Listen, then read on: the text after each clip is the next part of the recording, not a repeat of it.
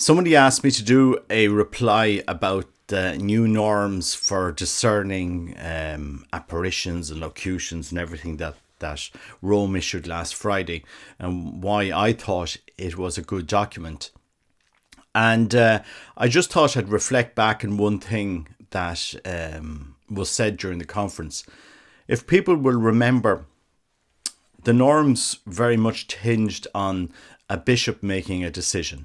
So it was either supernatural, it wasn't supernatural, or still under investigation. And this really caused a lot of issues before, because you could have one bishop making one decision and another bishop making another decision, and the church, the faithful being a little bit confused. And I thought it was just interesting how the church has moved forward with this discernment process. But one thing I would just like to say, under these new guidelines of discernment, for example, if you look at Akita, people will remember at the time Bishop Ito went to Rome. This is a well-known fact, and he brought all of the investigation to Rome and he presented it to Cardinal Ratzinger. And according to him, Cardinal Ratzinger says, I don't need to read any more. At a certain point during the meeting, this is the third secret of Fatima. This is what supposedly Cardinal Ratzinger said. But under the previous norms, the Vatican didn't weigh in and say, now, the Vatican has approved this and blah, blah, blah. They just lent assistance, let's say, to the bishops. But the bishops weren't allowed to really say, well, or kind of use that assistance. The Vatican would say, yes, we think it's this and that, but you're not allowed to say this. And this is what was going on, guys. This was what was going on in the church.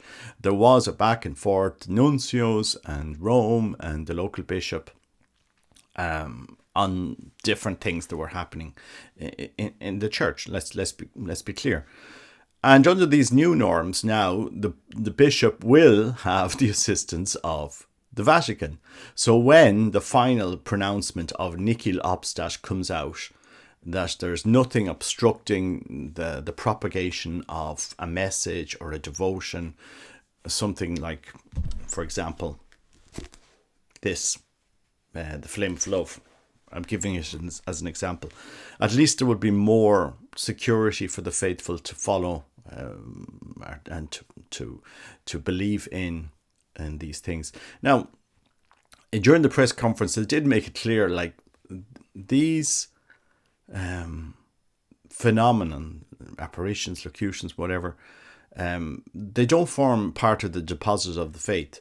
So the Vatican isn't going to say constat supernalitate like the previous level was. They're just going to say nihil obstat, which I thought was interesting. I think it's a better way of doing it, because if by any chance there is fraud, there is fraud in the process, at least they can come back and say, well, look, we acted with the best information available at the time, and they hadn't made such a strong pronouncement. They just said, look, a nihil obstat based on the information that we have available. I mean, in reality, if you look at Akita, because in Akita you didn't just have a nun saying she got a message. It wasn't just one thing. You also had the visible wounds that she had in her hand. There was a wound on the statue. You had the statue crying 101 times. They went and got the tears analysed. They were tears. They were human tears. Like there was a broad spectrum of things happening in Akita, and a very stark message, which the bishop brought to Rome, which supposedly was confirmed by Cardinal Ratzinger, but Rome obviously never made a pronouncement, because the norms that were in vigor at that time didn't require the Vatican to specifically weigh in and say yes or no, even though there was a back and forth of communications. So this kind of helps the bishops in a certain way. And I think it's actually a good move, I just would say, like, there was a lot of discussion, especially in the traditional side of the church, on this document coming out and speculation. And it was like people were nearly going to pounce as soon as it came out to show that, oh, the church wants to do something, you know. And I just had some discussion say, oh, the church wants to have, you know, everything will get approved or nothing will get approved, or if there's something in this that we don't like, you know. There was just a lot of discussion. What I will say is, if heaven wants to send a message to the church, heaven is well capable of sending it. And no matter what document is in the Vatican, heaven is able to send a message that they want to send to the church. That's the simple truth of it. Like knock, you know, an apparition to so many people, you know, undeniable. Lourdes, you know, Bano, Guadalupe, and other places. Heaven is well able to send it, but I would ask people to just think about discernment. You know, not everything that everybody says is believable or true. You know, look at what is happening, because there has been statues crying blood, and then they did tests and it turns out to be a dog, and then you have people saying, no, it's the Vatican wants to cover it up and she's true, and so forth. And you know, places of prayer, and then they're selling pictures for over €100 and buying houses, and some people believe, and then the local bishop says, no, that's not, you know. Just think about it and discern a little bit. I do think these new norms in that sphere are good, and that's my simple take. He did a good press conference in trying to explain what was going on, and the document is pretty clear, and it seems like it's a document that has been in the works for a long time. It's not something that Cardinal Fernandez just picked up. It does reflect seemingly what was going on in the church for a long time, even when Cardinal Ratzinger was prefect. And so these changes are helpful, you know, and will help the church discern carefully before, you know, a bishop being forced to make a pronouncement. And when a pronouncement is made, at least you know, well, look, there has been a level of scrutiny, which is good, you know, especially, you know, because people, you know, they get roped into different things. You know, my take on it is that, you know, if heaven wants to send a message, they will, and they'll use miracles to prove that the message is real. You know, a Guadalupe style event, a Lourdes, you know, streams, rivers appearing where there weren't before, like Bano, springs, you know, visible signs, or, you know, supernatural signs, uncontestable supernatural signs. But, you know, based on these norms, the likes of Akisha today would have Niki Lobstadt, simple as, by the Vatican. Niki Lobstadt. Because that's what seemingly Cardinal Ratzinger said at the time. But at the time, the Vatican didn't pronounce on these things. Now it will. So it's just an interesting move, and that's my take on these things.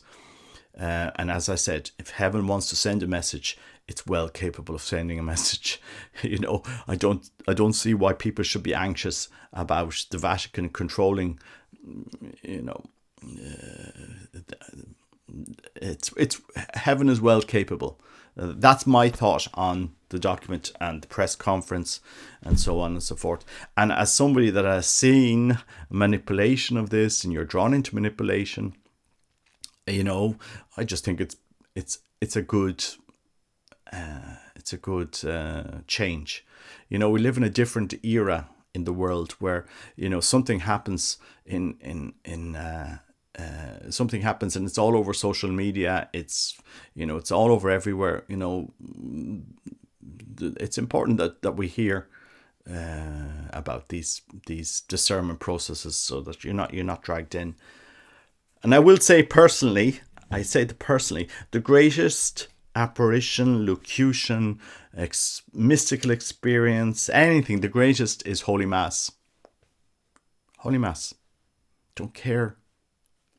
I don't care what is happening in the world. The older I get, the greatest thing you can experience is Holy Mass.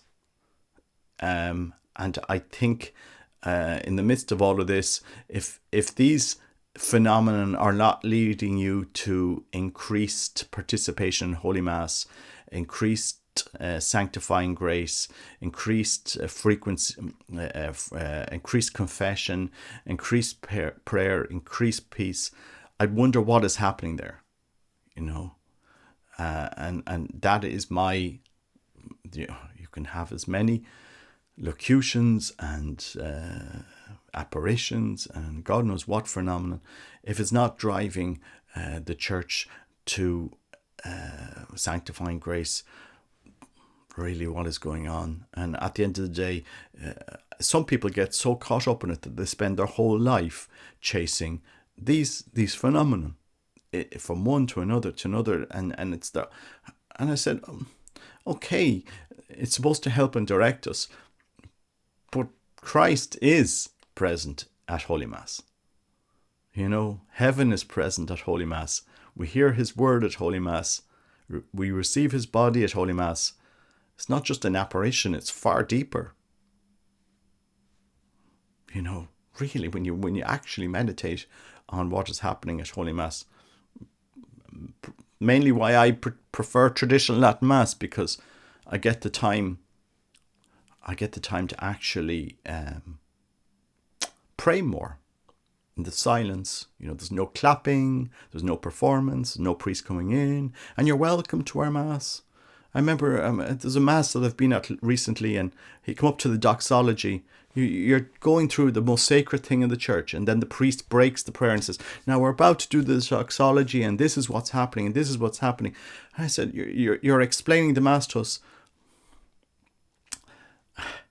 And I'm there thinking, gosh, can we not do our catechesis before Mass or maybe after Mass, explain people the Mass is the Mass?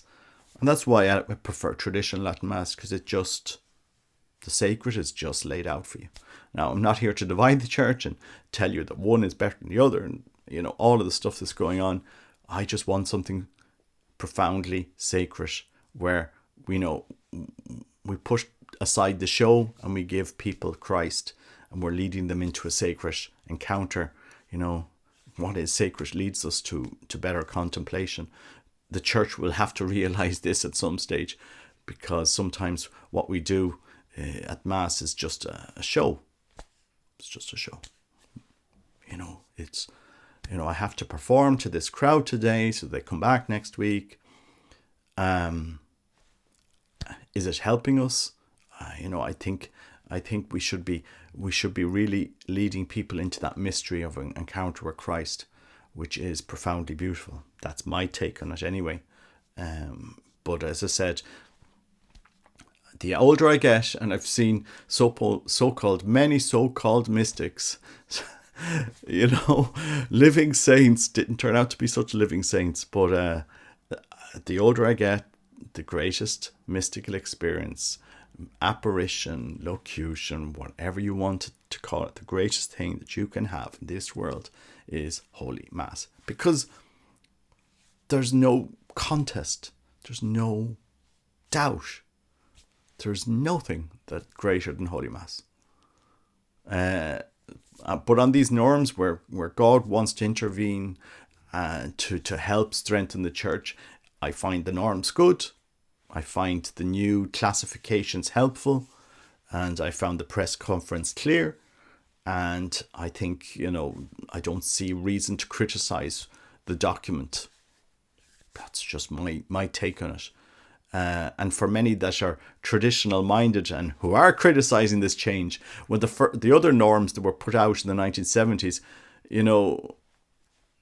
people don't like post-Vatican II stuff. Well, you have two post-Vatican II documents here.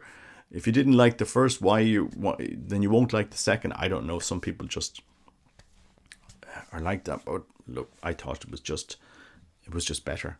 And it was the same with the change when it comes to founding new communities in the church, that a bishop now has to go to Rome to ask them to do, for their permission to allow a new community to be erected in the diocese, a brand new community. I welcome that without a shadow of a doubt. I think we have so many different charisms and communities in the church.